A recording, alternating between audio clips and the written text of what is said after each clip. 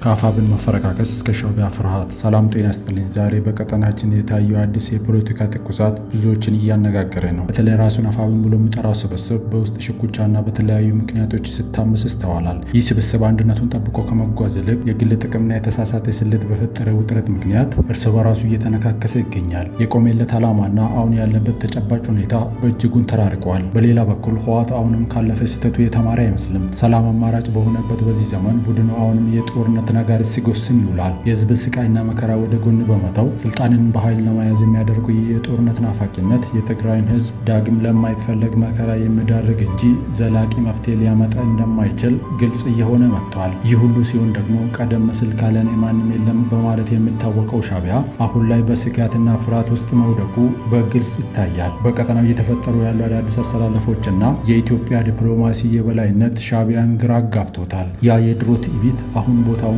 ለፍርሃት የለቀቀ ይመስላል። ሻዕቢያ ዛሬ ቆም ብሎ እንዲያስብ የተገደደበት ወቅት ላይ ደርሷል። የቀጠናው ፖለቲካ ተለዋዋጭ ነው። እነዚህ ቡድኖች በሚፈጥሩት ውጥረት ውስጥ ኢትዮጵያ ግን ጥቅሟንና ሰላሟን ለማስጠበቅ በጽናት ትጓዛለች። እናንተስ በዚህ ጉዳይ ላይ ምን ትላላችሁ? ሀሳባችሁን በኮሜንት አጋሩን። ለተጨማሪ ወቅታዊ መረጃ ቻናላችንን ሰብስክራይብ ማድረግ እንዳይረሱ። እናመሰግናለን።